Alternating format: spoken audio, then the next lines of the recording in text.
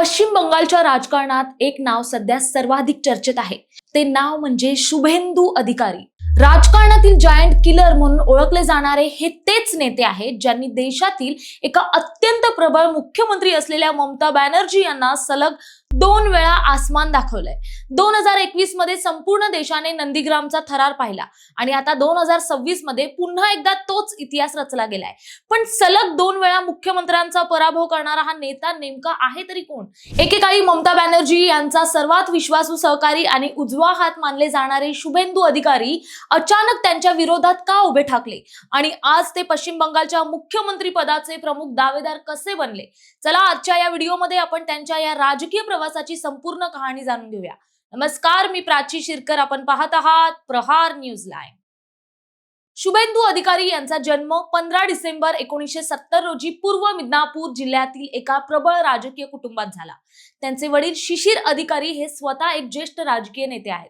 शुभेंदू यांच्या राजकीय कारकिर्दीला खरी कलाटणी मिळाली ती 2007च्या नंदीग्राम आंदोलनातून. डाव्या सरकारच्या भूसंपादन धोरणाविरोधात झालेल्या या आंदोलनात शुभेंदू यांनी रस्त्यावर उतरून लढा दिला.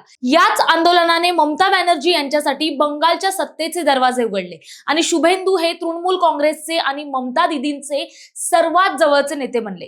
2011 मध्ये तृणमूल काँग्रेस सत्तेत आली. शुभेंदू अधिकारी राज्यात मंत्री झाले. पण हळूहळू पक्षात अंतर्गत राजकारण बदलू लागलं. पक्षात इतर नेत्यांचे आणि घराणेशाहीचे वर्चस्व वाढू लागल्याचा आरोप होऊ लागला. सरकारच्या कारभारातील वाढता हस्तक्षेप आणि पक्षाच्या बदललेल्या कार्यपद्धतीमुळे शुभेंदू अधिकारी नाराज होऊ लागले. ममता दीदींच्या कारभाराला वैतागून अखेर त्यांनी एक कठोर निर्णय घेतला. डिसेंबर 2020 मध्ये त्यांनी आपल्या मंत्रिपदाचा आणि आमदारकीचा राजीनामा दिला आणि थेट केंद्रीय गृहमंत्री अमित शाह यांच्या उपस्थितीत भारतीय जनता पक्षात प्रवेश केला. भाजपमध्ये गेल्यानंतर शुभेंदू यांनी थेट ममता बॅनर्जींना आव्हान दिलं. 2021च्या विधानसभा निवडणुका आल्या आणि संपूर्ण देशाचं लक्ष एकाच मतदारसंघाकडे लागलं, नंदीग्राम.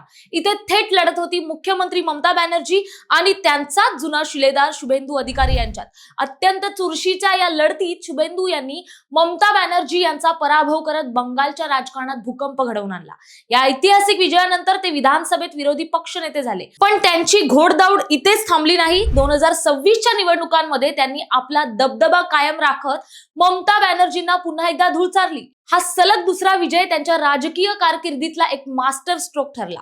सलग 2 वेळा राज्याच्या मुख्यमंत्र्याला पराभूत करणारा हा नेता आता केवळ एक सामान्य आमदार किंवा विरोधी पक्षनेता राहिलेला नाही. ते आता पश्चिम बंगाल भाजपचा सर्वात आक्रमक आणि प्रबळ चेहरा बनलेत. त्यांच्या याच राजकीय कौशल्यामुळे आणि प्रचंड जनसंपर्कामुळे आज ते पश्चिम बंगालच्या मुख्यमंत्री पदाचे सर्वात प्रबळ दावेदार मानले जातात. एकेकाळी ममता बॅनर्जींच्या सावलीत काम करणारा आणि त्यांच्यासाठी रस्त्यावर संघर्ष करणारा हा नेता आज स्वतःच्या ताकदीवर राज्याची सूत्र हाती घेण्याच्या उंबरठ्यावर उभा आहे. नंदीग्रामच्या मातीतून सुरू झालेला त्यांचा हा प्रवास आता मुख्यमंत्र्यांच्या खुर्चीपर्यंत पोहोचणार का, हे पाहणं अतिशय रंजक ठरणार आहे. तुम्हाला काय वाटतं? शुभेंदू अधिकारी मुख्यमंत्री झाल्यास बंगालचं चित्र बदलेल का? कमेंट्स मध्ये नक्की सांगा. व्हिडिओ आवडल्यास लाईक, शेअर आणि प्रहार न्यूज लाईनला आता सबस्क्राईब करा. धन्यवाद.